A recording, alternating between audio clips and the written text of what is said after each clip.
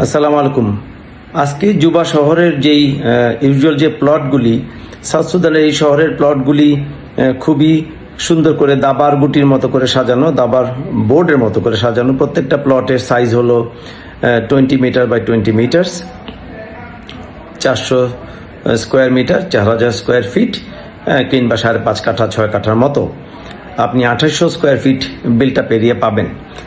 তো জেনারেলি এই প্লটগুলিতে তারা যেহেতু তাদের প্লটের দাম বেড়ে গিয়েছে, এখনো প্রায় $1,00,000 করে এক একটা প্লট, 1 কোটি টাকার কাছাকাছি কিংবা কোনো ক্ষেত্রে বেশি। যে এই প্লট ঢাকার তুলনায় অবশ্য অনেক কমই, কিন্তু এটা ধরে নিতে হবে যে জুবা শহর হলো ঢাকার, আমরা যে এখানে থাকি, যেই প্লট এলাকার কথা বলছি, গুলশান বনানীর মতো এলাকা, ভেরি হ্যাপেনিং প্লেস। সকল এনজিওর অফিস, এয়ারলাইন, এনজিওস সবার অফিস এখানে আমাদের যারা বাংলাদেশি রিয়েল এস্টেট ডেভেলপাররা ডেভেলপ করছেন, আজকে তাদের একজনের সাথে আমি কথা বললাম। আমি তাকে জিজ্ঞেস করলাম যে আপনি যে জমি লিজ নিয়েছেন কত দিচ্ছেন।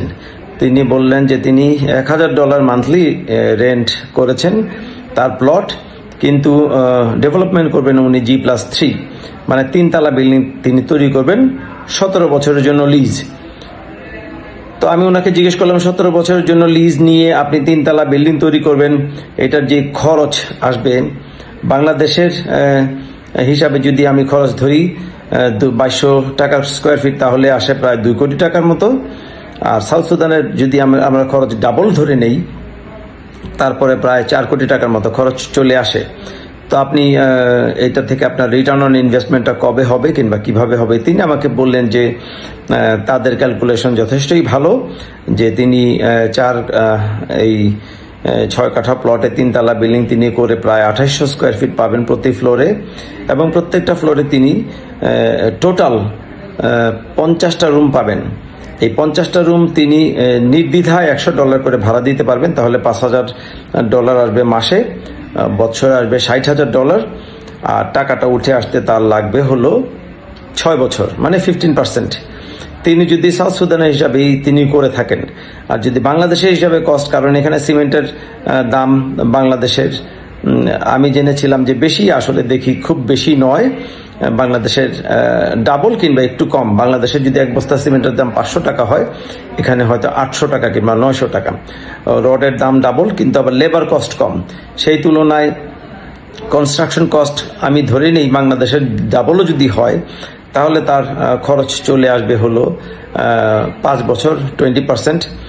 তার মানে 20% তার রিটার্ন অন ইনভেস্টমেন্ট 5 বছর পর ওনার খরচের পুরো টাকাটা উঠে আসার পর, তারপরে উনি আরো 11 বছর এই প্লট থেকে প্রত্যেক মাসে $5,000 তুলতে পারবেন, বছরে $60,000। আমি আপনাদেরকে এখানকার প্লটের যে জেনারেল প্লটের যে ছবি, বাংলাদেশি যারা ইনভেস্টররা এখানে রিয়েল এস্টেট ডেভেলপমেন্ট করছেন তাদের 2-1টি বিল্ডিং এর ছবি এবং জেনারেল রেন্টাল আউটলুক কিছু ছবি আমি গ্রুপে দিচ্ছি কিংবা এই ইউটিউব ভিডিওতে দিচ্ছি। আমি ধারণা করি যারা বাংলাদেশি, যারা এই দেশে এসে রিয়েল এস্টেট ডেভেলপমেন্ট করছেন, তারা যথেষ্ট হিসাব কিতাব করেই করছেন এবং তাদের রিটার্নটাও ভালো হবে।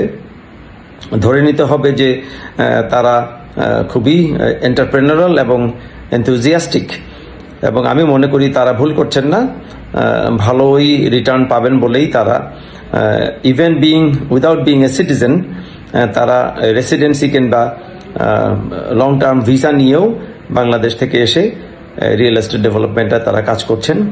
এটুকু আশায় যে অ্যাটলিস্ট তাদের 5 থেকে 6 বছরে যদি টাকা উঠে আসে, পরবর্তী 15 বছর কিংবা 11 থেকে 12 বছর তারা এখান থেকে যথেষ্ট পরিমাণ রিটার্ন পেতে পারেন। সবাইকে অনেক ধন্যবাদ। আসসালামু আলাইকুম।